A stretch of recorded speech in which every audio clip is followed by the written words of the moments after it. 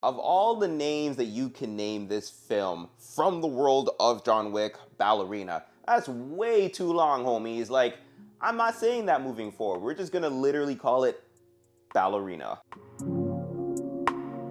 So Ballerina is directed by Len Wiseman, the great mind behind the Underworld films, and I'm a huge fan of the Underworld films, and given the fact that it is the creator of that, as well as it is in the John Wick universe, I expected this to be a high action-packed film with a strong female lead. And Ana de Armas did her thing as the main character, Eve, and this was a high action film with a strong female lead. Ana de Armas plays Eve, a young woman who lost everything when she was just a child and joins the Ruska Roma to train to seek revenge for her father's death. So it's a classic revenge action film. The first half of this movie was fairly slow as it was providing the groundworks for this character, which is something that I had to remind myself and had to change my mindset that, hey, even though it is in the John Wick universe, I don't necessarily think the John Wick universe fits. But anyways, even though it is in that world, this is still an origin story for somebody who is fairly new to the game. She was literally training her whole life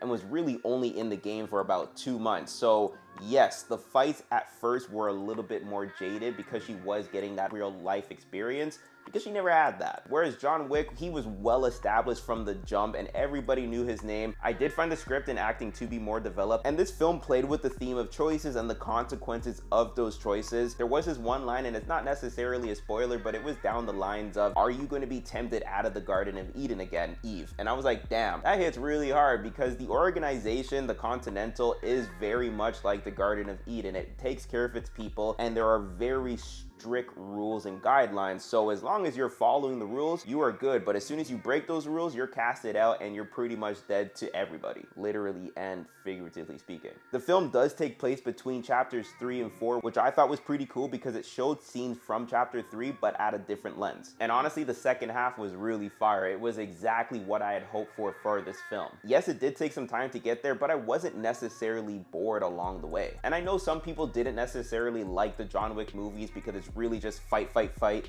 action, action, action, blood, blood, blood. So I think that you would appreciate Ballerina more because there's more character depth and there's more dialogue, and it does have that action, but I do think it is more complete. I am also curious to see how this will play into John Wick 5. There's no way that they announced John Wick 5 and also made this movie and they're not going to combine those two at all. But anyways, I'm curious to know your thoughts. Did you see it? Did you like it?